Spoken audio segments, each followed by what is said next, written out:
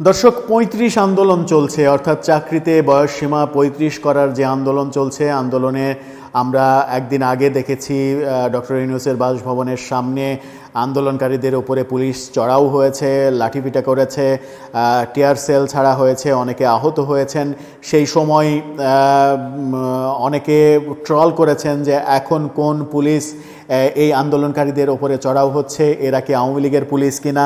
এই আলোচনা যেমন হয়েছে, তেমনি এই আলোচনাও হয়েছে, অনেকে বলার চেষ্টা করেছেন সেটা হচ্ছে যে আওয়ামী লীগ ৩৫ হয়ে ফিরেছে। এরকম নানা রকমের ট্রল আলোচনা, কিন্তু মোদ্দা কথা হচ্ছে ৩৫ আন্দোলন অনেক বড় আন্দোলনের রূপ নিয়েছে।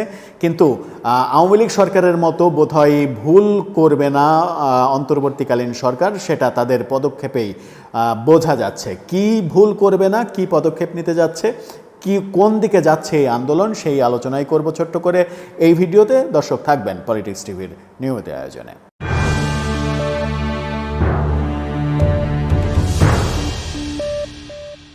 ৩৫ আন্দোলন যখন চলছে তখন এই আন্দোলনকে কেন্দ্র করে নানা রকমের আলোচনা রয়েছে। অনেকে বলছেন যে চাকরির বয়সসীমা কেন থাকতে হবে, চাকরির বয়সসীমার কোনো দরকার নেই, যোগ্যতা অনুযায়ী চাকরিতে রিক্রুট করলেই তো হয়ে যায়। বিশেষ বিশেষ জায়গায়, যেমন বিভিন্ন বাহিনীতে, পুলিশ বাহিনী, আর্মি, নৌবাহিনী, বিমান বাহিনী, এরকম কিছু বিশেষ বিশেষ জায়গায় বয়সসীমা থাকতে পারে, কিন্তু অন্যান্য জায়গায় কেন বয়সসীমা থাকবে, এই প্রশ্নগুলো কিন্তু সামনে চলে আসছে। কিন্তু এই প্রশ্নগুলো খুব একটা ধোপে টিকছে না, কারণ একটা বয়স তো আসেই মানুষের, যখন আসলে কর্মক্ষমতা মানুষ হারিয়ে ফেলে। এই কারণে অবসরের একটা বয়সসীমা তৈরি করা হয় যে এই বয়সের পরে ৬০ বছর কিংবা ৬৫ বছরের পরে আর কেউ চাকরি চলমান করতে পারবে না, যেটা বাহিনীতে আরও অনেক কম বয়সে তাদেরকে অবসর নিতে হয়। ৩৫ আন্দোলন যখন চলছে তখন ডেইলি স্টার মজার একটা তথ্য দিচ্ছে, সেটা হচ্ছে এরই মাঝে ২ জন উপদেষ্টা ৩৫ আন্দোলনকারীদের সঙ্গে মিটিং করেছে। আন্দোলন যমুনার সামনে থেকে সরিয়ে দিতে তারা সফল হয়েছে। আপাত অর্থে বলা যায় যে আন্দোলনের সঙ্গে সরকার এক ধরনের ট্যাগ তৈরি করেছে এবং আন্দোলনকারীদের সঙ্গে তারা আছে এরকম কথা বলার চেষ্টা করেছে। আন্দোলনকারীদের তারা বোঝাতে সক্ষম হয়েছে যে সরকার তাদের বিপক্ষে না।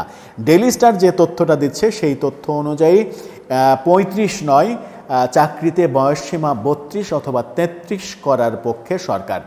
চাকরিতে সর্বোচ্চ বয়সসীমা ৩৩-এর পরে আর সরকার যেতে চায় না, এরকম একটা তথ্য ডেইলি স্টার নিশ্চিত করছে সচিবালয়ের বিভিন্ন সূত্রের বরাত দিয়ে।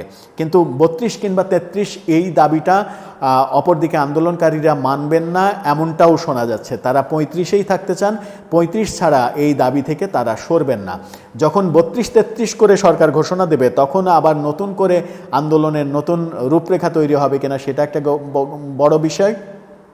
আবার যদি আন্দোলনকারীদের সঙ্গে মিটিং করে সমঝোতার ভিত্তিতে সিদ্ধান্তটা নেওয়া হয়, তাহলে একটা বড় ব্যাপার রয়েছে। কিন্তু এই আন্দোলনকারী শুধুমাত্র ঢাকার কয়েকজন কিনা সেটাও একটা বড় ব্যাপার। এর আগে আমরা দেখেছি এইচএসসি পরীক্ষার সময় মাত্র কিছু পরীক্ষার্থী রাস্তায় নেমে বলল আমরা পরীক্ষা দেব না, সরকার পরীক্ষা বাতিল করে দিল।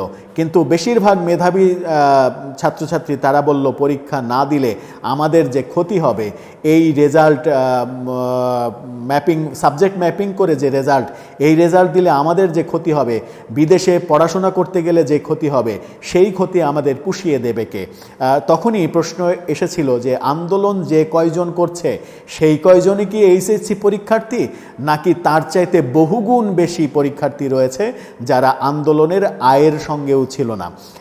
সেই প্রেক্ষাপটেই বলা যায় যে ৩৫ আন্দোলন ঢাকাতে যে কয়জন করছেন সেই কয়জনের সঙ্গে যদি তাদের প্রতিনিধিদের সঙ্গে এক ধরনের সমঝোতা যদি হয়, কিন্তু দেশের ব্যাপক জনগোষ্ঠী সেটা যদি আবার মেনে না নেয়, তখন সরকার নতুন বিপদে পড়বে। আমার মনে হয় যে সরকারকে বুঝে শুনে স্টেপ নিতে হবে।